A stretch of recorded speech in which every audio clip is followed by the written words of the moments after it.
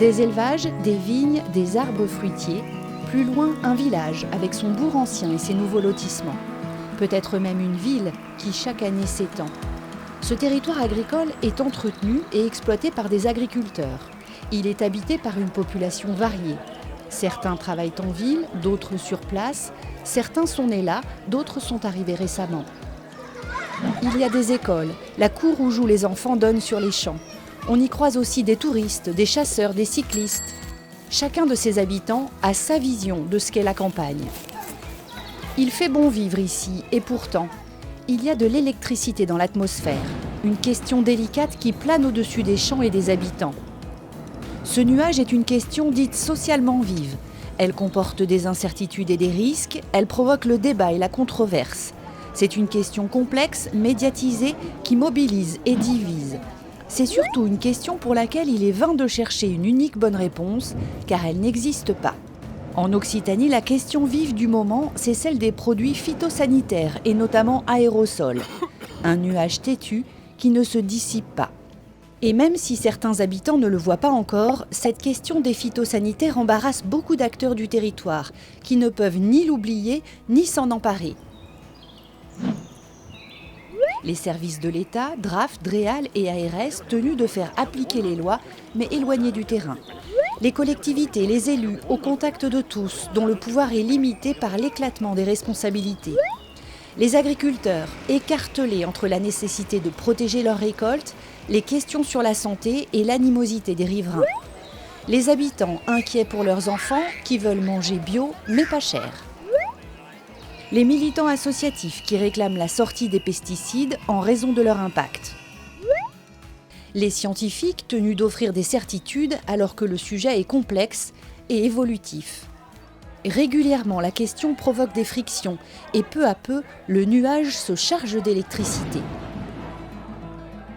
Pour les services de l'État, la question monte en intensité. Les plaintes de riverains se multiplient, la réglementation évolue, la couverture médiatique s'intensifie. Et puis, il y a ce plan éco-phyto qui vise à réduire l'usage de produits phytopharmaceutiques de 50% d'ici 2025. Avant que le ciel ne leur tombe sur la tête, ils décident donc de s'emparer du sujet. Ils trouvent d'abord une collectivité pour collaborer. Ensemble, ils lancent une démarche exploratoire pour comprendre comment cette question est perçue par chacun et connecter les différents points de vue. Ils font appel pour cela à un tiers facilitateur, un opérateur indépendant qui a vu d'autres territoires sur lesquels planaient d'autres nuages. Les nuages, il connaît. Cet opérateur propose une démarche basée sur l'écoute active de tous les acteurs concernés, de manière confidentielle et neutre. Il prend en charge le dialogue territorial. Par dizaines, ces rencontres ont lieu. Elles permettent d'abord de mesurer que les acteurs ont des ressentis très différents. Personnellement, je ne suis pas inquiet par rapport à un problème de santé lié à l'exposition aux pesticides.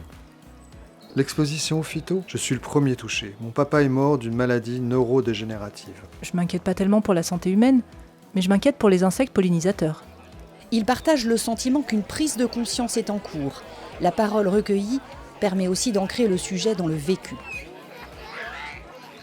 Quand je vois arriver un gars à vélo, je m'arrête des pans. Les audités reconnaissent tous la difficulté pour les agriculteurs et le besoin d'un soutien à cette filière. L'agriculteur, à partir du moment où il sort avec le pulvé, il est assimilé à un pollueur, qu'il passe une argile, un bacille ou un glyphosate. Parfois, j'écoute des amis, ils disent tout et son contraire. En matière de consommation, pour eux, d'un côté, il faut que vous ayez 0 bactéries, que ce soit stérile, et d'un autre côté, il faut du bio. Est-ce qu'on veut vraiment nous garder ? Émerge le souhait d'un dialogue ouvert, de rencontres et le besoin d'une volonté politique qui donne un cap et des moyens financiers, mais sans contraintes réglementaires. J'aimerais qu'on puisse discuter, que chacun apporte sa pierre. Arrêtez de nous monter les uns contre les autres. La population devrait rediscuter avec le monde paysan. Finalement, arrive la restitution de ce premier audit. Une rencontre organisée sur le territoire pour présenter les paroles recueillies, dégager les points de convergence, ébaucher une vision globale. Ce premier dialogue sera suivi d'autres pour définir des moyens d'action. On cherchera à concilier le socialement juste et le scientifiquement valide. Au-dessus du territoire, le nuage a perdu volume et charge. De nouvelles possibilités se sont ouvertes, l'atmosphère est plus légère. Et peu à peu, le dialogue territorial peut se nouer, les acteurs se parler, des projets se tisser. Écoute active et dialogue, ne pourrait-on pas sur d'autres territoires s'emparer ainsi d'autres nuages, que ces questions socialement vives deviennent tout simplement vivantes ?